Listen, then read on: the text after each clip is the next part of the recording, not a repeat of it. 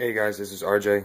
I'm gonna make a short video real quick for the Facebook and 3rd Gen guys. We've been pretty much following along. I asked a lot of questions about it. Thought it'd be easier to explain in a video. And I finally got home a little bit early, so some decent sunlight kind of helps out a little bit. I gotta clean up. So anyway, products used. Everybody's been asking. The fine aluminum base is auto air. Ended up coming back in because I ran short on the paint and actually ran short on the color that I was originally going to use. So I needed a mid silver, like a secondary tone. So I used House of Color Orion with a gunmetal toner from PPG, and it doesn't change the color, it just simply tones it, kind of like dyeing or changing the value, really.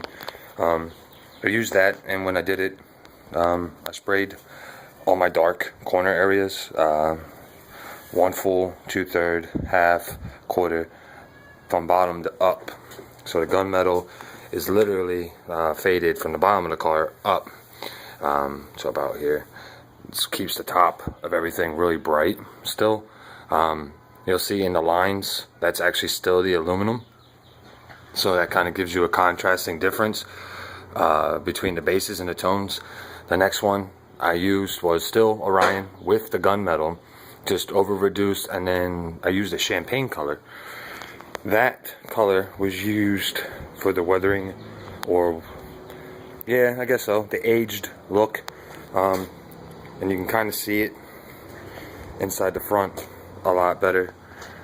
Mainly because that was now sprayed from front to back, and the same thing, you would do 1 solid, 2/3, half, and then quarter from this point forward to here, straight across the whole bottom, but only this side forward, and then straight off the back for around. I did this for a couple of reasons. One, to get the toning effect that I wanted, the coloring effect, but it's primarily aimed at the areas where it's going to have the plate. It's not really enough to wash out the aluminum, which is still really bright, or the Orion, which would be primarily the mid section, but it's enough to give, I guess, just different tones, so it's not so uniformed, and kind of just gives it, I guess, maybe some kind of character there, something to work off of. Everybody asked about the lines too. Again, they're just landmarks, really, so you have something to kind of go from. You didn't want to make it too rivety, so I kind of just, something to start with, something to play with, and I can kind of go forward from this point with it. For the airbrushing, again, went back to Createx. This is all Wicked products used, and I have a little bit of the aluminum base in it, but it's really like a medium gray that was used, just reduced out. And then periodically as I went, I might have dropped in maybe some black here or something like that, a little bit darker, just to change it, or I played with the reduction so that it had a different consistency. The reason I did this is because for the toned areas, everything basically that's House of Color had hardener added into it. This makes the paint physically hard. So when I come back in for the airbrushing and I actually airbrush this section, that's a water base or a waterborne product. You could physically take the scuff pads, your 3Ms, light, dark, mediums, whatever, and come in and start actually wearing some of the airbrush paint down. And by doing that, you create the actual weathered look, it's torn and beat up kind of look to it. How you do it, actually, I'm sure there's 1,000,001 ways to do it, and I think you would get 1,000,001 ways different results. You could do it dry. That made one type of look.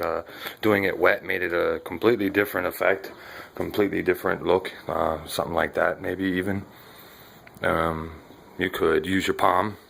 That made a different effect, just as much as using your fingers, or maybe even just motions. This is a good spot. You just kind of stuck it there, and it gives it that cool little burn look. Little things. So it's kind of fun. It really is, actually, in that part. It's kind of different to try to mess it up on purpose, but trying not to make it look too on purpose. So for me, really, the only thing I did was I just kept all my motions from forward to back. So this way, it had the idea of motion and an idea of pulling. Something simple like this. You know, give it kind of like a speed look, more or less. Only because through imagination, visualizing that any damage that you might have or see would have came from the front and went back as it flew, I guess. I don't know. Anyway, like I said, it's kind of fun, kind of cool. Everybody's asking a lot of questions at this point, but I'd imagine that the next video would have maybe more of a thought out.